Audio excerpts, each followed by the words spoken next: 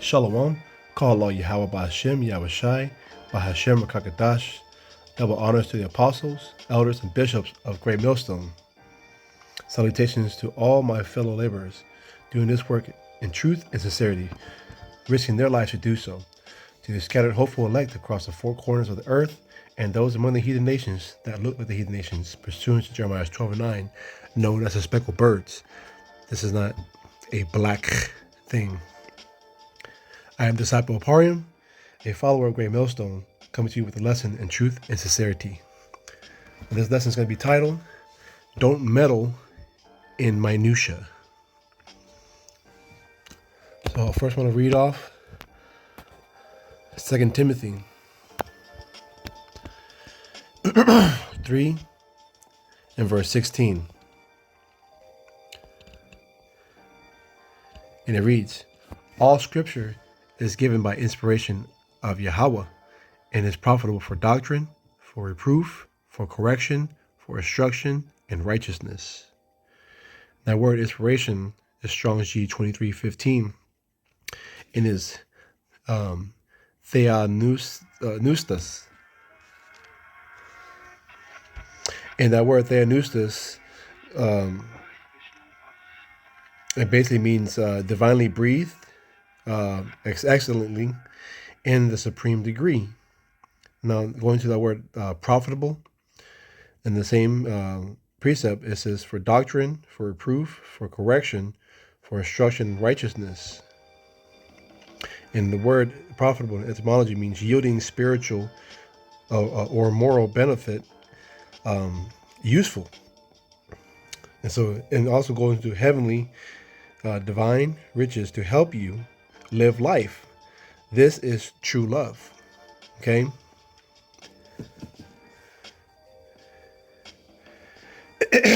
And then going to verse 17, that the man of Yahweh may be perfect, thoroughly furnished unto all good works. The word perfect goes into Strong's G 739 and is auditios, and it means fitted, having reference, special aptitude, forgiveness, for given uses. Salaki.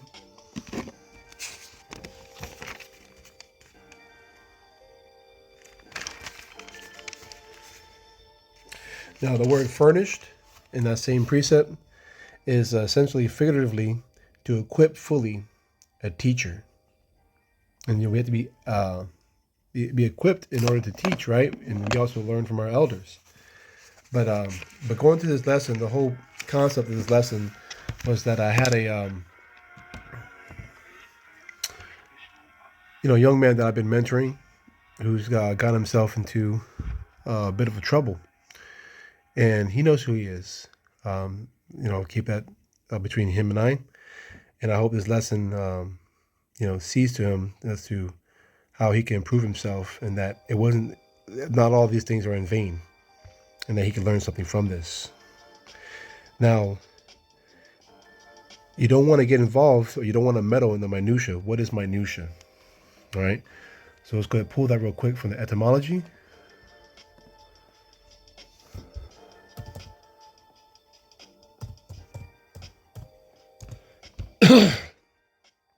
And minutia is small or trivial details of something that don't really have a lot of importance within someone's life or in their walk. So why should you meddle in these? You really should not. Okay. So let's go to Proverbs 26 verse 17.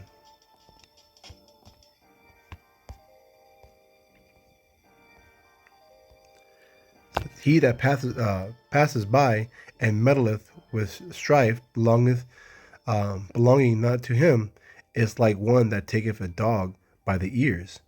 And that's why I got that picture below. You're out and about and you decide to pull the dog's ear. Why be surprised that you got bit? Okay. There's a reason why you let a dog lie.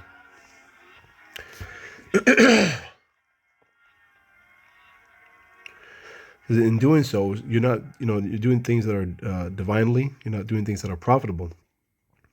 Okay. Now let's go to the book of 2 Timothy 2.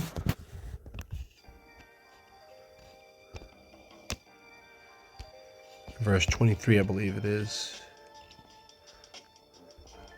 I'm going to read the NLT. It says, again, I say, don't get involved in foolish, ignorant arguments that only start fights. Verse 24, a servant of the Lord must not quarrel, but must be kind to everyone, be able to teach, and be patient and with difficult people. And that word patient goes into suffering. You have to be a good sufferer. Okay?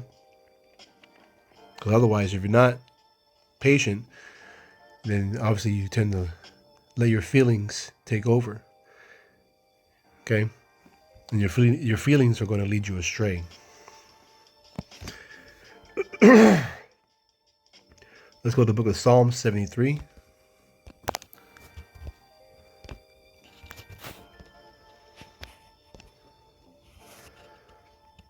Verses 5 through 7. It says, they are not in trouble as other men, neither are they plagued like other men. All right, verse 6.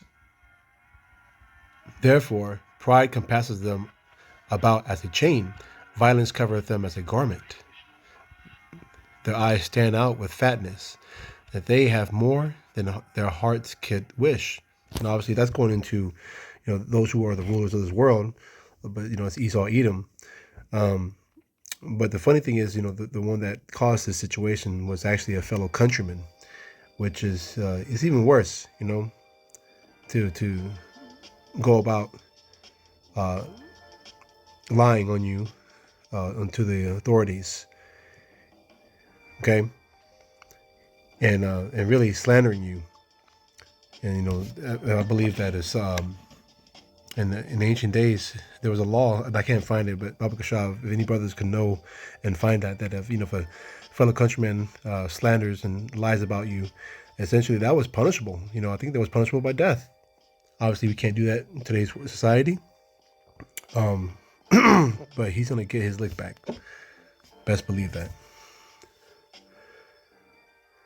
Now let's jump down verse 16 through 19 of Psalms.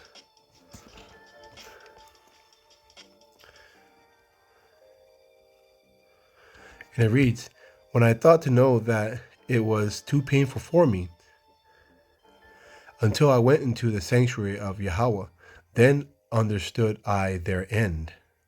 Surely thou didst see them in slippery places. Thou castest them down into destruction. How are they brought into desolation? As in a moment they are utterly consumed with terrors. So this is talking about the wicked, okay? So essentially, this is out of your hands. Don't take this into your hands. Okay? Let's go to the book of 1 Peter.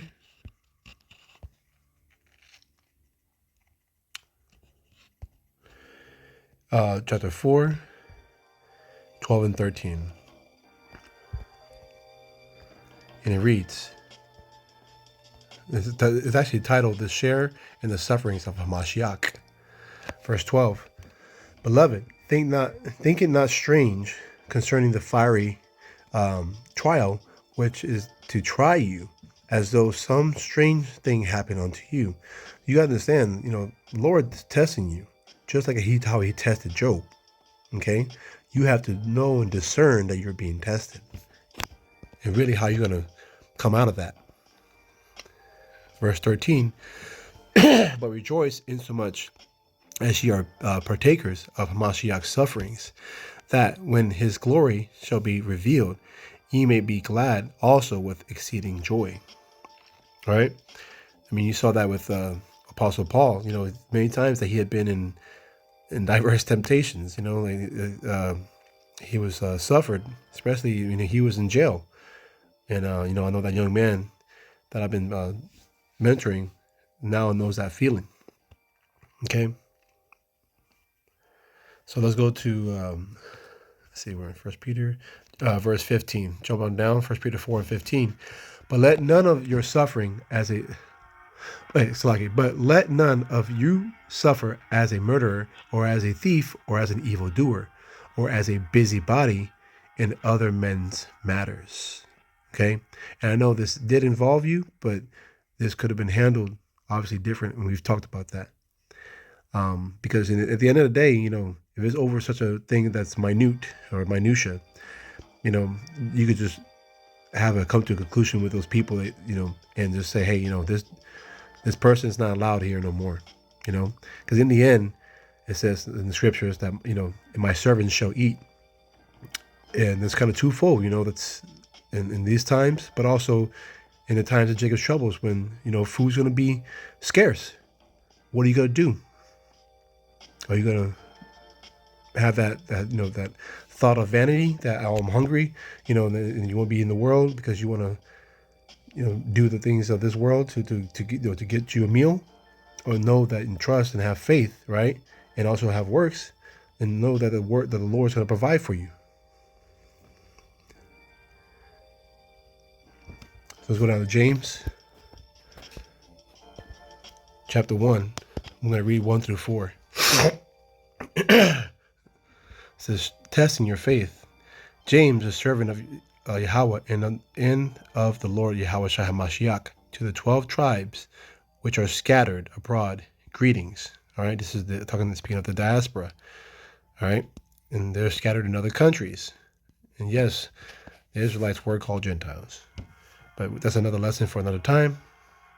Verse 2, my brethren, count it all joy when you fall in diverse temptations, knowing this, that the trying of your faith worketh patience. That patience is suffering, okay? But let patience have her perfect work, that ye may be perfect and entire, wanting nothing. Okay? Just like the Lord even provided the birds to eat of the seeds of the field, Who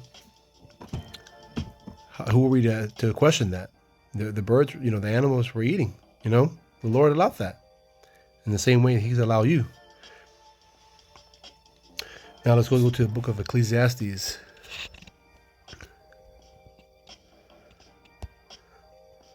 I'm going to read verse 14 to 17.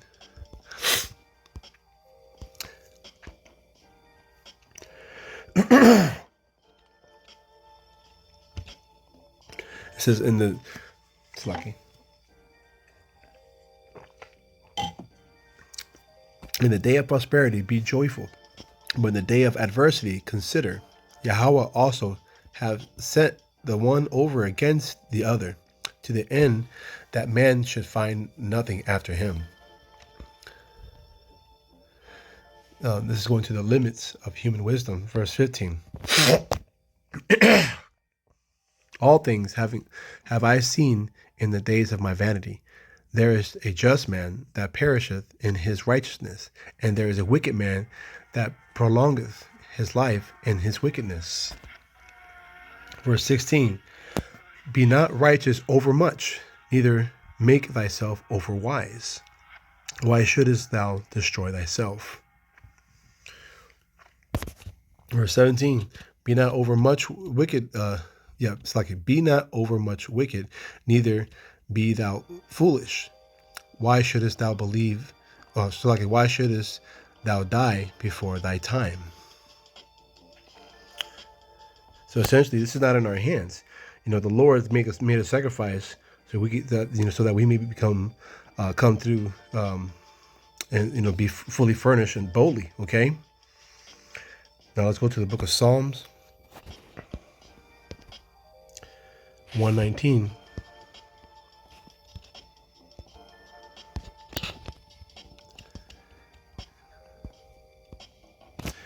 And 9, and it reads, wherewithal shall a young man cleanse his way?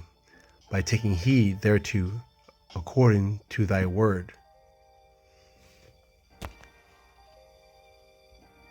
All right. So, you got yourself in a situation, but the Lord did that for a reason.